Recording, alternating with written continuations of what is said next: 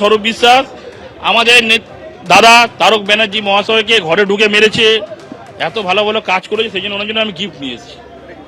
ভালো টিম, নোংরা লোকের জন্য ভালো টিম, নোংরা লোক তো তার জন্য ভালো টিম এনেছি।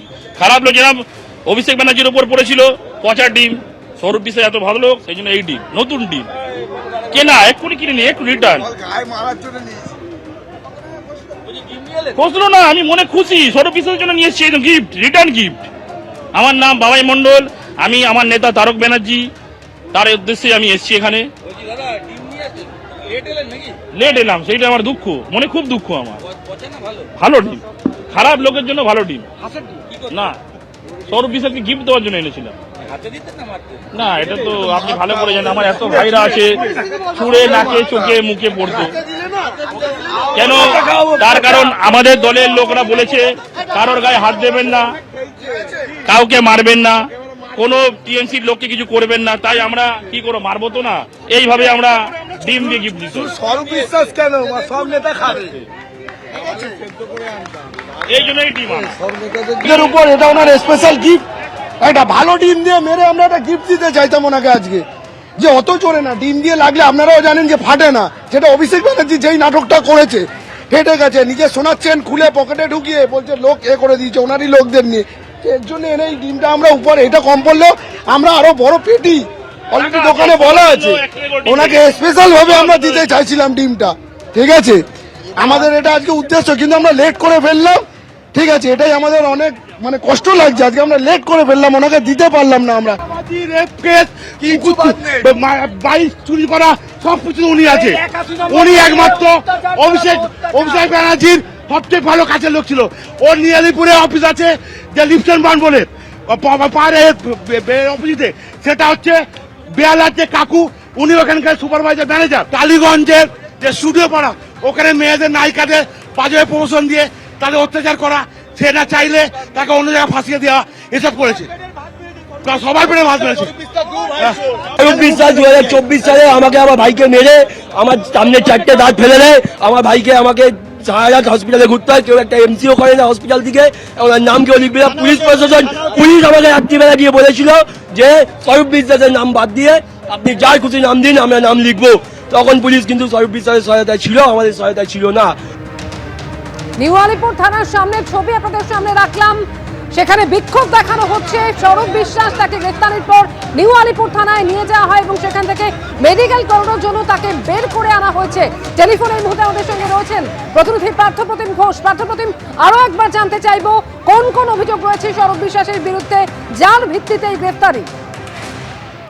দেখা যাচ্ছে রাত্রি 9টা নাগাদ স্বরূপ বিশ্বাস গ্রেপ্তার করা হয়েছে। তাদের যে শাহপুর কলোনির যে বাড়ি রয়েছে, অর্থাৎ স্বরূপ বিশ্বাসের শাহপুর কলোনির যে বাড়ি, সেই বাড়ি থেকে তাকে গ্রেপ্তার করা হয়েছে। তার নামে আজকে অভিযোগ দায়ের করেন এক তরুণী, এবং যে বিষয়ে অভিযোগ, যে তরুণী আজকে যে অভিযোগটি করেছেন সেটা হচ্ছে তরুণীর সঙ্গে অশালীন আচরণ, মহিলার সঙ্গে অশালীন আচরণ, পাশাপাশি হচ্ছে তোলাবাজির একাধিক ধারা রয়েছে, অন্যদিকে খুনের চেষ্টা, এর পাশাপাশি অস্ত্র আইনে অর্থাৎ ভয় দেখিয়ে দেখানো হয়েছিল, অস্ত্র দেখিয়ে, তেমনটাও কিন্তু অভিযোগ। এবং এই ধারাগুলির মধ্যে একাধিক ধারা এমন রয়েছে যেগুলো হচ্ছে জামিন অযোগ্য ধারা, এবং এই ধারায় প্রথমে মামলা রুজু হয়, এবং সেই মামলা রুজু করার পরে মহিলার যে অভিযোগ, সেই অভিযোগের পরিপ্রেক্ষিতে একেবারে পুলিশের টিম পৌঁছে যায় হচ্ছে নিউ আলিপুর থানা এলাকায় শাহপুর কলোনিতে, যেখানে হচ্ছে স্বরূপ বিশ্বাস সেই বাড়ির মধ্যে ছিলেন, এবং সেখান থেকে বাড়ি থেকে তাকে বাইরে করে নিয়ে আসা হয়। এবং তার পরবর্তীকালে আজকে রাত্রেবেলায় স্বরূপ বিশ্বাসকে নিয়ে আসার পর, রাত্রি 9টা নাগাদ নিয়ে আসার পর তাকে কিন্তু গ্রেপ্তার করেছে নিউ আলিপুর থানা পুলিশ। একেবারে স্বরূপ বিশ্বাস যার বিরুদ্ধে এই অভিযোগটা জমা পড়েছে, ইতিমধ্যেই তুমি দেখতে পাচ্ছ থানার সামনে ধুন্ধুমার পরিস্থিতি তৈরি হয়েছে, কারণ বহু লোক যারা এসছেন, বিজেপির কর্মী সমর্থকরা তারাও এসছেন, এবং তারা একের পর এক অভিযোগ করছেন যে স্বরূপ বিশ্বাস, এই বিশ্বাস ভরাচ্ছের বিরুদ্ধে কিন্তু এর আগে ভুরি ভুরি অভিযোগ উঠেছিল। সেটা হচ্ছে টালিগঞ্জের স্টুডিও পাড়া থেকে শুরু করে বিভিন্ন জায়গায়, এমনকি এই টালিগঞ্জের স্টুডিও পাড়া যেখানে হচ্ছে 26খানা যে গিল্ড রয়েছে, সেই গিল্ডের মাথায় ছিলেন যিনি স্বরূপ বিশ্বাস, ফেডারেশনের মাথায় ছিলেন, সেখানেও কিন্তু অভিযোগ উঠেছিল সৌরভ বিশ্বাসের বিরুদ্ধে, একের পর এক অভিযোগ উঠেছিল যে 26টা গিল্ডের মাথায় থাকা ফেডারেশনের দায়িত্বে থাকা সৌরভ বিশ্বাসের বিরুদ্ধে কিন্তু বিভিন্ন সময় নানা রকম স্টুডিও পাড়ায় কিন্তু একের পর এক অভিযোগ, সেটা হচ্ছে কখনো ব্যান্ড কালচার থেকে শুরু করে কখনো হচ্ছে তো টাকা নয় ছয় একের পর এক অভিযোগ, সেটা নিয়েও ধুমধুমার পরিস্থিতি হয়েছিল। টালিগঞ্জের স্টুডিও পাড়া থেকে শুরু করে এখানে বিভিন্ন জায়গায় এমনকি স্থানীয়রাও যে অভিযোগ করছেন, তারা নানা সময় কোনো কাজ করতে গেলে কিন্তু এই সৌরভ বিশ্বাসকে তোলাবাজি বাবদ টাকা দিতে হতো, এবং সেই রকম অভিযোগকে কেন্দ্র করে একেবারে তারা আজকে নিউ আলিপুর থানার সামনে চলে এসেছেন। যখনই তারা জানতে পেরেছেন সৌরভ বিশ্বাস গ্রেপ্তার হয়েছে, কেউ কেউ একবারে ডিম নিয়ে এসে দেখতে পাচ্ছি, কেউ কেউ চোর স্লোগান দিচ্ছে যখন সৌরভ বিশ্বাসকে থানা থেকে বের করা হচ্ছে। এবং এই সৌরভ বিশ্বাস এবং বিশ্বাস ব্রাদার্সের বিরুদ্ধে কিন্তু একের পর এক অভিযোগগুলো এর আগে বেশ কিছুদিন ধরে কিন্তু সামনে আসতে শুরু করেছিল। ইতিমধ্যেই তুমি দেখেছো যে অরূপ বিশ্বাস, তার নামে হচ্ছে মেসি কাণ্ডে তার নামে অভিযোগ দায়ের করা হয়েছে বিধাননগর সাউথ থানায়, তাকেও কিন্তু ডেকে পাঠানো হয়েছে। তিনি আজকে যাওয়ার কথা থাকলেও তিনি আজকে থানায় হাজিরা দেননি।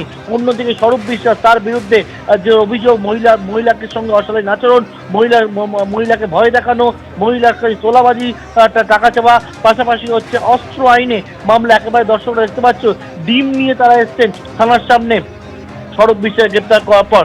দর্শকরা যে ছবি দেখতে পাচ্ছেন, বর্তমানে একদিকে হচ্ছে থানার বাইরে হচ্ছে তুমুল বিক্ষোভ, কেন্দ্রীয় বাহিনীকে নিয়ে আসা হয়েছে, অন্যদিকে থানার ভেতরে সৌরভ বিশ্বাসকে যখন গ্রেপ্তার করা হয়েছে এবং সৌরভ বিশ্বাসকে যখন থানা থেকে বের করে পুলিশের গাড়িতে তোলা হচ্ছে, তুমি দেখতে পাচ্ছ সেখান থেকে বিক্ষোভের ছবি পার্থ আমরা দেখতে পেলাম। সেই ছবি সৌরভ বিশ্বাস তার বিরুদ্ধে আজকে ক্ষোভ উগড়ে দিচ্ছেন। দীর্ঘদিন ধরে তাদের অভিযোগ জমা ছিল এবং সেই ক্ষোভের বিস্ফোরণ ঘটছে আজকে নিউ আলিপুর থানার সামনে। এবিপি আনন্দ, এগিয়ে থাকে, এগিয়ে রাখে।